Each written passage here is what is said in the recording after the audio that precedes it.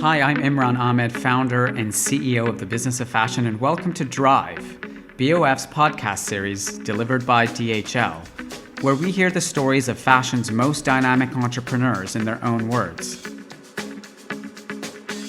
This week, we explore the rise of Rent the Runway, which was founded by Jennifer Hyman and Jennifer Fleiss, with the radical idea of bringing the sharing economy to the fashion industry by creating a closet in the clouds, allowing customers to rent and return designer clothes, disrupting an age-old business model.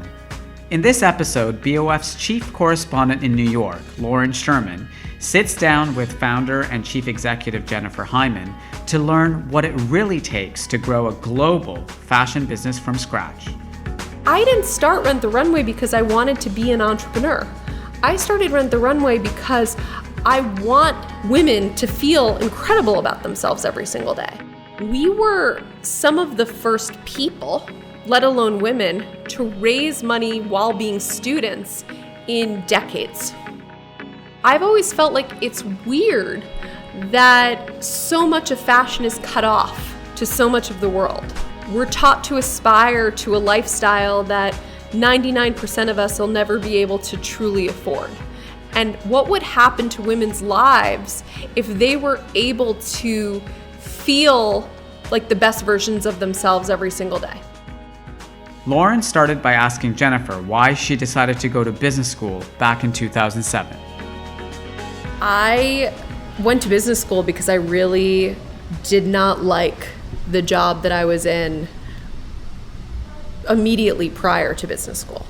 I had worked really hard in the 5 years after college and had got what I thought was a dream job. I was doing business development for the fashion division of IMG, which owns all of the fashion weeks around the world and owned a modeling agency, and I was meant to be there to innovate their business. And I was going into work every single day, and the culture of the company at the time was highly cutthroat. I was the only woman in a 80-person division of men. It was just a very uncomfortable and aggressive environment to be in every day. And I made a commitment to myself that I needed to find a job where when I woke up in the morning and the alarm went off, I was really excited. So interestingly, most people go to business school and they say, I really want to leave this place and be in this industry, or I'm coming here for a specific reason. My reason was I want to find happiness in my career. I want to go back to the feeling of creativity and excitement I had in my first job after college, which was a job at Starwood Hotels where I was essentially acting like an in-house entrepreneur. And so when you get to business school, you come up with this idea. You were at your sister's wedding or your cousin's wedding? No, I was in my second year of school, and I was home in New York City for Thanksgiving break with my younger sister, Becky. Okay. And she had just bought a Marchesa dress at Bergdorf that cost her close to $2,000 to wear to a wedding that weekend. Okay. And I'm having, the typical older sister, younger sister conversation with her where I'm like, you're crazy. Return this dress. It just put you into credit card debt. It cost more than your rent. I was in front of her closet that was filled with designer clothing that she'd only worn once, asking her why didn't she repeat something in her closet. And her response was really the genesis of the idea. Her response is, everything in my closet is dead to me. I've been photographed in it. The photos are up on Facebook. I need something new. And, what's really interesting about that is if you think about the closet is a story of what once was. These are the jeans that used to fit me. Here's the blouse that used to be in style. Here's the thing I wore like that night out 8 years ago. And sometimes we're praying that these items will be reused, but it's kind of like a museum of your life. The closet is not a story of today, and it's certainly not a story of tomorrow. So was really thinking in that moment what my sister wanted is she cared about the experience of walking into a wedding, feeling self-confident, wearing a brand that was aspirational to her. And then she cared about the photo that would exist afterwards that she would use to brand herself to her 1,000 friends on Facebook at the time about the fact that she felt self-confident. So she wanted it to express a feeling. And, you know, the idea of the experience economy today, that people prefer experiences over ownership, is nothing new. But at the time, it was radical to assume that the experience economy could be part of the closet and part of getting dressed. And I think the connection between clothing and emotion was something that I understood from the very beginning. And that's really what the idea was meant to unlock. So when you go back to school, you come up with a business plan. No. We've never had a business plan for Rent the Runway. So this is on a Saturday night. I'm having this conversation with Becky. I go back to school. I have lunch on Monday with my friend Jenny. She was a close friend of mine in my section. I tell her about the weekend. I discuss with her this idea. Wouldn't it be fun if women could rent dresses? Because we all have that icky feeling of opening up our closets and seeing a closet filled with regret. All of these dresses we've only worn once. And that was the extent of the idea. And Jenny was like, this sounds really fun. Let's work on it. So we decided that afternoon to cold email Diane van Furstenberg. And we cold emailed, 10 different iterations of her email address. And one of those addresses went through. And someone in her office replied, I'll see you tomorrow at 5 p.m. And so the very next day, we drove down together to New York, put on DVF dresses, and introduced ourselves as the co-founders of Rent the Runway to Diane. Did she sign on? No, she didn't sign on. But she did importantly tell us the many reasons why she was skeptical of our idea. Mm-hmm. And that enabled us to actually understand how we could build a business that was beneficial to designers. So when we came in, we didn't really have a business. We just had this idea, what if we rented dresses at 5 to 10% of the price? And clearly her response, which was very normal, was like, no, that sounds terrible. Like, you would cannibalize my retail sales. You'd dilute my brand. Like, who would ever want to buy something if you can rent it for 5 to 10% of the price? But by the end of our conversation, she had conveyed that there was a bit of a customer acquisition problem for her. Mm-hmm. That many of her customers were aging. She wasn't attracting the customers in their teens, 20s, and 30s in the way that brands had in prior, decades or generations, and that if Rent the Runway could be a service that introduced the next generation of consumers to designer brands, that would provide an industry value proposition. Because remember, the customer value proposition was super clear from the very beginning.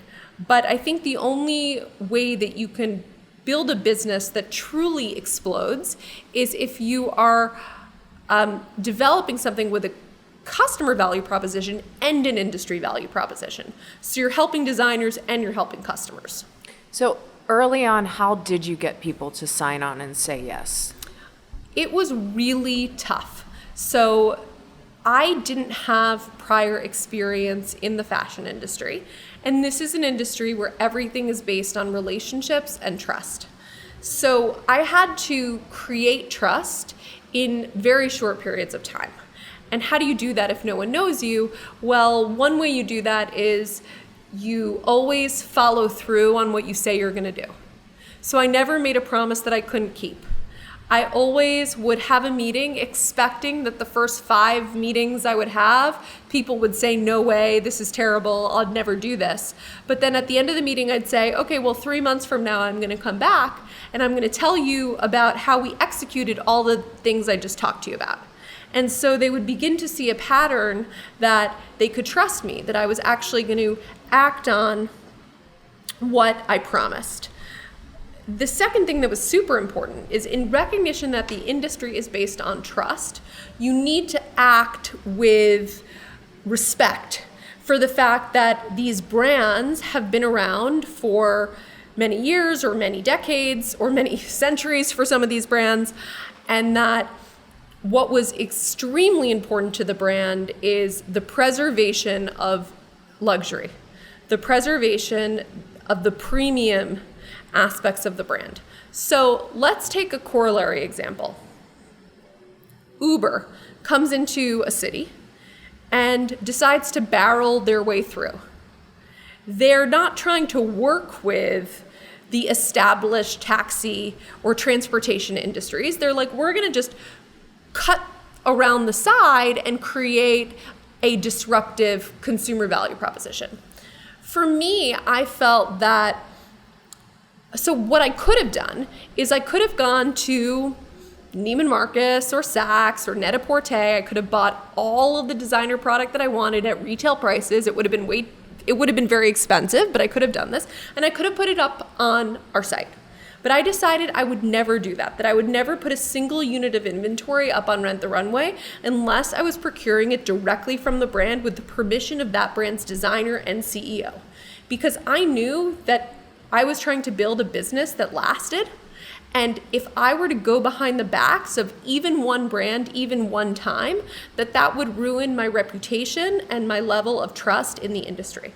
So one of the things I'm really proud of is that 10 years in, every single unit of inventory on Rent the Runway is something that we have bought directly from a brand. And what that meant at the beginning is that I didn't have a lot of inventory up. So we launched in November of 2009 with 28 brands. A lot of the brands we launched with subsequently went out of business within the next few months. Like, the only reason why they decided to work with us in the first place is they had nothing to lose. Yeah. Right? So there were some early adopters who got what we were doing, and more power to them. Like, Badgley Mischka was the first brand that signed on. They understood from the very beginning that this would be such a powerful marketing and sales channel for them. But most brands who signed on at the beginning didn't have their kind of innovative thinking. Most brands were like, okay, this girl has a checkbook. She's willing to write me a check. I know I'm going to go out of business anyway. Why not? In the beginning, when you were doing mostly special occasion, were most of the brands giving you late season inventory, or was it all in season? When did you see, kind of, what is the balance now between past season inventory and in season inventory that you're buying from these brands? Most of the brands that we started working with at the beginning, we were buying in-season inventory. So it's always been the business model of Rent the Runway that we go to all of the regular fashion shows and market appointments, and we choose from the collection in season. And that's really important because we're trying to create the very best first impression for 10 million new customers of these brands. So you don't want the leftover product that the brands have in onesies and twosies that isn't really providing the customer with the best experience. The brands that signed on understood that this was going to be a powerful marketing channel, so therefore they wanted to put their best foot forward when it came to what the product selection was going to be. Now, what we do, though, is when we buy the inventory when it's brand new, and we put it up when it's brand new. However, we keep it up on the site until it doesn't look brand new anymore. So in some cases, that could be that it's up on the site for 2 months. In some cases, that could mean it's up on the site for 2 years. And it's really based on the original quality of the merchandise that we're buying and then how we care for it as well. And how is your buy different than a traditional retailer? Our buy is as different as it gets than a traditional retailer, and this is one of the reasons why brands have come to love working with us. So a traditional retailer thinks about sell-through rate. They think about what are customers most likely to want to own. We think about what do women aspire to wear, but that doesn't make rational sense for them to own. So most of our buy is color. Over 50% of our buy has some kind of embellishment on it. 45% of our buy is prints. You know, we are very trend focused and trend driven. We're trying to give the customer the most editorial pieces of the collection, and we want fashion to be fun. We want to showcase visually all that makes a brand exciting and of the moment. And back to, like, you should be using fashion to express yourself and how you feel about yourself today. And you can do that more likely by wearing what your heart has always dreamed of wearing, not by settling for the more rational version. So forever before Rent the Runway, the only option when it came to wearing clothing was to purchase something and to wear it for the rest of your life. So you were constantly, even in your head subconsciously, making these decisions when you're in a store, you're online. Should I buy the canary yellow version of this top that I really am obsessed with? Or does that really make sense? Maybe I'll buy the navy one. It's more rational. So we're constantly settling for the option that's most rational. And when you give someone an unlimited closet, an unlimited choice, what you're really giving them is fashion freedom. And so that's really the power in Rent the Runway, to give people the freedom to separate the act of wearing from the act of owning. So early on, bringing on brands obviously sounds like it was a challenge, but also just think about the infrastructure of this company. It's so different than any traditional retailer or brand or what have you, and it just requires so much on the back end. You're the country's largest dry cleaner. You have this whole logistics system that, no one else had at that point. Yeah, we had to build it from scratch. We had to understand what the system should actually be. We had to learn that what our business really was is we're in the business of restoring clothing to perfect condition. We're in the business of inbound logistics. So most e-commerce companies focus on outbound logistics. How quickly can I get this product to the customer?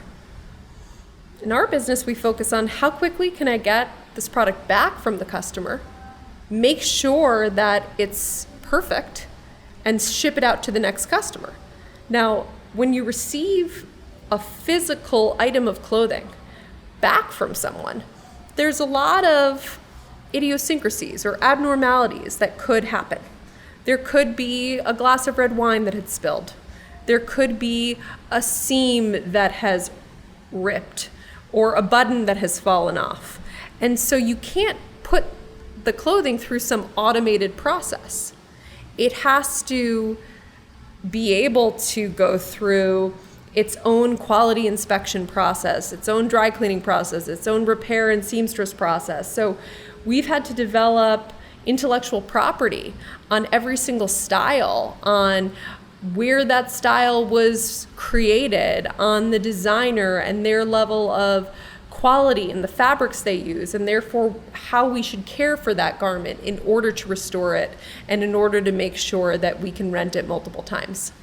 So all of that costs a lot of money. Yes. When you started raising, how did you go about funding?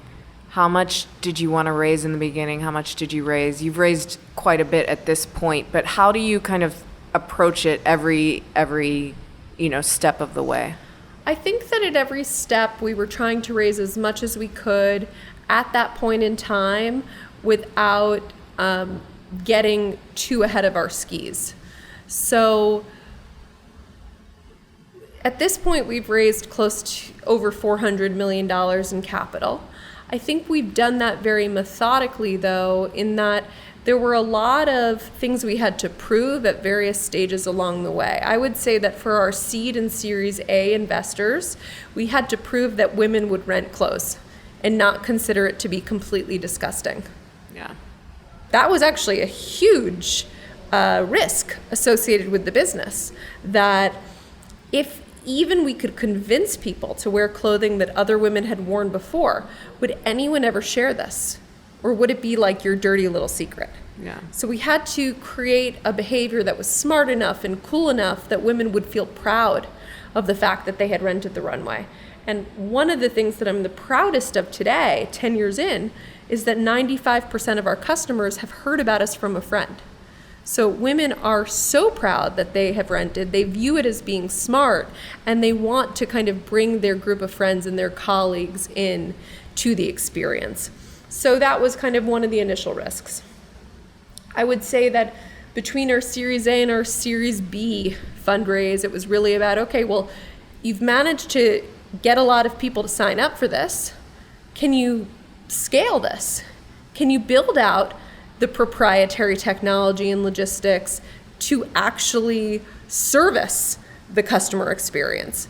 So at every step along the way, there's new questions that investors will ask, and we'll have to kind of prove it through the 12 to 18 months of execution that we were able to accomplish that before we move on to the next round. Do you think you'll keep raising money, or do you think, because if you look at similar services in other categories like an Uber or an Airbnb or what have you, they've raised billions. Yes. They're obviously global, but, you know. Well, I think that no matter how you cut it, to grow at the rate that we want to grow, we will raise money. Now, you can raise money privately or you can raise money publicly. And that's really the question of what's the right path. But I see that the potential for Rent the Runway is far bigger than I ever dreamed it would be at the beginning of the company.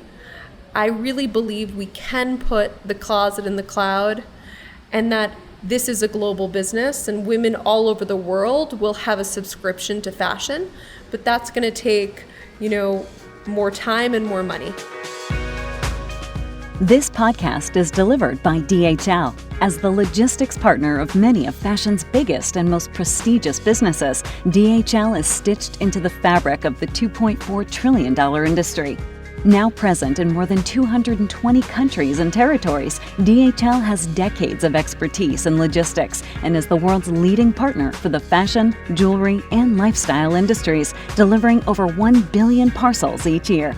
Drawing on its entrepreneurial expertise, DHL offers tailored logistics solutions suitable for any fashion business, from emerging designers to established global mega brands to independent stores, e-commerce giants, and direct-to-consumer startups. For more information about DHL, visit dhl.com. So, thinking about your customer's journey, and to start, it was special occasion. Now you have a subscription service where 50% of your business is coming from that. Women are using it 120 times a year. Is that right? Yes. 120 days a year. Yes. Just got these stats recently, so they're top of mind. But they're using it for what they wear to work, for the weekends, for everything. There's not a category that they're leaving behind. How did that? When was there a shift where it wasn't just for prom and weddings or what have you? We saw that women were hacking our special events business for work. So women would rent a dress and they would keep it on a Monday or a Tuesday and put a black blazer over it and wear it into the office. And then because we've always had this incredible customer feedback loop with our customers, we have, over 50% of our customers providing detailed reviews after they rent the runway, and that's been the case historically. We started hearing from our customers that it was awesome that we enabled people to rent for special occasions. However, the occasion that was most special in most of our customers' lives was actually work. That's where they wanted to feel the most confident. That's where they wanted to dress for the job they wanted. And so they were basically begging us to create an ability for them to rent the runway for work. And we had to really iterate what that meant and how we would develop a subscription product that was applicable for work. And I would say that even though it's 2.5 years in right now and customers are using this 120 days of the year, we're still iterating the subscription. So over the past year alone, we've launched into the subscription knits, cold weather, warm weather, sweatshirts, activewear, maternity, plus 150 new brands across denim. I mean, categories that make it easier for you to have your closet in the cloud. So give you more reasons to come to Rent the Runway, because some days you want to wear jeans and a flannel shirt and some days you want to wear, a designer dress. But also the fact that it's in constant evolution. I think the one thing that people outside of the world of startups and entrepreneurship don't really get is that a product is never done. A business is never complete. Whatever our subscription is today, the only commitment that I will make to you and to any of my customers today is that it'll be totally different 3 months from now and 6 months from now, because we're going to keep on improving it. We're going to keep on improving it for our brand partners, and we're going to keep on improving it for our customers. And so if you think about one of the best quote unquote startups in the world, or likely the best, is Amazon. They didn't become the everything store overnight. Every few weeks or every few months, there's something else on Amazon that makes you even more loyal to them, that gives you more reasons to shop Amazon. So my goal is I'm going to make it fiscally irresponsible for you to not have a subscription to fashion through Rent the Runway in the future. How has your relationship with the industry changed, with fashion brands in particular? I hear from fashion brands that for many of them, you are one of their biggest partners. You're writing the biggest checks for orders in some cases. That's drastically different than launching with, 30 brands. What does that kind of relationship look like now? I think that the relationship with the industry has completely changed.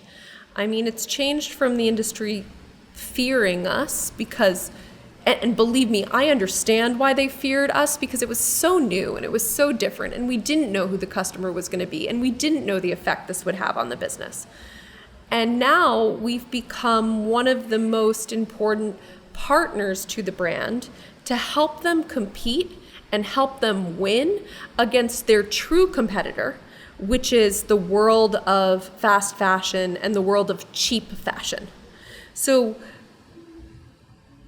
businesses like Amazon, Walmart, Target, H&M, Zara comprise the far majority of how we spend our fashion wallets all over the world.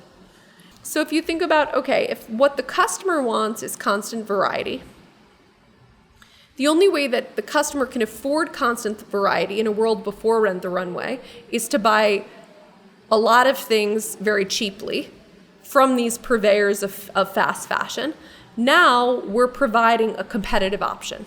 We're saying for the same price that you used to spend at fast fashion, instead have a subscription to designer clothing.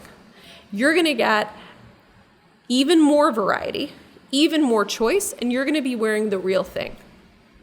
And so we're the only option for these brands to compete at a mass market price point, but preserve the luxury premium of the brand. With Rent the Runway, they're able to design high quality, beautiful product and their most editorial product. I'm going to buy it from them at the regular price, right? I'm buying the real thing. And then just because of the subscription model or the rental model, I'm able to give it to the customer at a competitive price to Amazon or to Zara. So what do you see the closet looking like? Because you're selling activewear, you're selling denim now. Well, not selling, we're renting. You're renting. Well, you're selling it for a very short period of time in a way, right? Well, we're enabling people to wear it. And even with denim, no one is renting a pair of blue straight leg jeans from us. They are renting velvet overalls. They're renting denim with fringes and embroidery all over it. They're renting the trend version of denim that is highly seasonal and highly of the moment.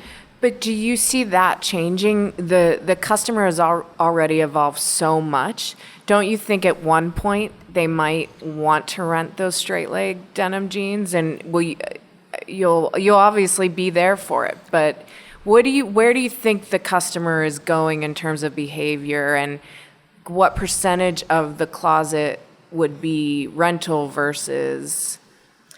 I think that women are going to start to think about their closets in terms of rent, own, invest versus wear, as opposed to high-low. So there are lots of items that women should own. And when they own items like a black cashmere sweater, they should be looking for a black cashmere sweater that's made in very high quality, that's going to last for many years, that is from a brand that they have fallen in love with and they trust, and they want to keep it as part of their closet. And I think that Rent the Runway can be the canvas for all of the skirts or all of the printed pants to wear with that black cashmere sweater. So what the exact percentages are, I'm not sure. I do know that 80% of the fashion wallet in the United States right now goes to basically this fast fashion category or one-time use clothing, and that there's been a major shift over the past 30 years. It used to be that over 70% of purchases were happening in department stores. Now, around just above 25% are happening there. So if you think about it in that way, the average American is only spending 20 cents on the dollar in brands or in designers in the first place. They're spending the rest on junk, and that junk is not making any money for those brands or designers. So if they do shift to subscription, I'm buying that inventory directly from those brands. I am curious to know, you started this business with a co-founder. You came out of Harvard Business School. It was a fashion company. In the 10 years that followed, a lot of people came out of business school, 2 female co-founders starting fashion brands or beauty or what have you. It's sort of a two-pronged question, but one is that pattern matching that happens in Silicon Valley. What do you think about that? Your co-founder has left the company last year, but she's still on the board, right? And is doing another project. An amazing business called Jet Black. But it's very interesting to me that that did sort of become almost a quote-unquote trend. And I'm just curious to know what you think about it. And then I guess the second part of that is, do you think Silicon Valley's relationship with fashion, but also just female-driven businesses, has changed over the years? Or do you think that there's still kind of those same problems? I think that the way that the world works, unfortunately, is through pattern recognition. So it's through seeing a successful example and then saying, okay, I will use that data to inform my next decisions. So in order for more women to get funded, we need many women to create multi-billion-dollar exits. So we're very lucky that this year alone, there have been a few. You know, Katrina Lake taking Stitch Fix public is fantastic for all women. Julia Hartz taking Eventbrite public is fantastic for all women. One of the reasons why I want to continue to build Rent the Runway, and I believe I can build a $100 billion brand, is because I know that that will open up opportunities for tens of thousands of women all over the world that never would have gotten a second look. Because I am certainly not the profile of someone who a venture capitalist would have given money to. I had no engineering experience. I had no logistics experience. I had no fashion experience. I was starting a fashion company that basically relied heavily on technology and logistics. So that's one element that we need to become the example. And we need to do everything that we can as customers and as women to make sure that there are 10 or 15 of us that get over that finish line so that no one will ever have a question again as to women, investing in women, and whether it will make huge financial outcomes and returns. In terms of Jenny and I, it's true, when we raised money at Harvard Business School, and we raised while we were still in school in May of 2009, we were some of the first people, let alone women, to raise money while being students in decades. And it served as an example for women at Harvard Business School and other business schools that they could go and do this too, and they could use their time at business school to come up with an idea. And we were unbelievably proud, and we still are to this day, that our story gave some more confidence or that extra push to so many women who have created unbelievable businesses that are changing the world. You said you want Rent the Runway to be a $100 billion brand. How do you think you get there? At least what's the next step, if not all the steps? I really believe that everyone is going to have a subscription to fashion, and that a portion of your closet will be in the cloud all over the world. And how you get there is you stay as passionate about the mission as we are today. You build an incredible team, which I've done, that is unbelievably passionate about that mission. And you have the key quality that you need in life, not just in entrepreneurship, which is resilience. Building anything in your life, going for anything is hard, and there are ups and downs. And it's all about the humility and the resilience of learning from every experience, getting better, transforming yourself, bringing unbelievable people around you, and then enjoying the ride. You know, the first time I met you, I remember thinking that whatever this person does, they will make it work, because you are really the most driven person that I've ever interviewed. Oh my God. I'm not even joking. I just remember thinking, she will do whatever she wants to do because you just will. It's really interesting. Well, I don't know if it's necessarily driven, but like, I'm so passionate about this. I'm passionate about how clothing makes women feel and how empowering it is. And that fashion for me, I have always been obsessed with fashion. I've always spent way above what I should on clothing because of the fact that it's enabled me to express myself and express a multidimensional personality. And I've always felt like it's weird that so much of fashion is cut off to so much of the world, that we're taught to aspire to a lifestyle that 99% of us will never be able to truly afford. And what would happen to women's lives if they were able to feel like the best versions of themselves every single day? You know, in a woman's life before Rent the Runway, she had kind of very few what I would call Cinderella moments. Like, her wedding day was one of those. You'd splurge on your wedding day, you'd feel like the very best version of yourself, and you'd remember it forever. It was like, what would actually happen in women's lives if they felt that level of power, that level of self-confidence every single day? And I think that it would lead to women feeling like more of a boss, getting promoted more, asking more for a raise, going after what they want in their life, having more spontaneous moments that just occur. Like, I think that when I feel great about myself, like, magical things happen in my life.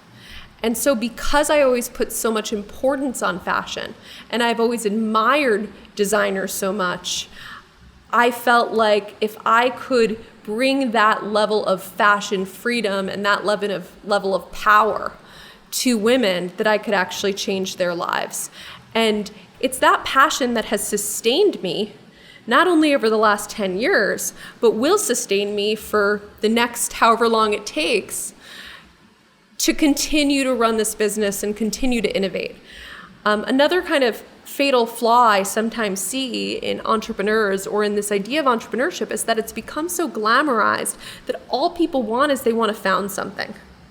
I'm like, I didn't start Rent the Runway because I wanted to be an entrepreneur. I started Rent the Runway because I want women to feel incredible about themselves every single day. And that's what drives me to get excited when I hear the alarm in the morning. Mm. And that's why when people told me for years that this would never work and they never would want to work with me or Rent the Runway and that this would ruin their business, that I'm like, you know what? When there's a will, there's a way. And we will continue to build the company so that it actually is something that is incredibly helpful to customers and to brands. Jen, thank you again. This was great. Thank you. And that's a wrap. That's the first season of Drive. We've really enjoyed bringing these 7 episodes to you. If you missed out on some of the other episodes with Tom Chapman from Matches, or Jose Neves from Farfetch, or the legendary Diane von Furstenberg, check out the channel Drive on Apple Podcasts, and you can listen to all of the podcasts that we did in this series, and stay tuned for more next season. If you've enjoyed this episode, don't forget to subscribe to hear more episodes, and give us a rating and email us at podcast@businessofashion.com with any questions or guest suggestions. To learn more about BOF, click on the description notes in this episode.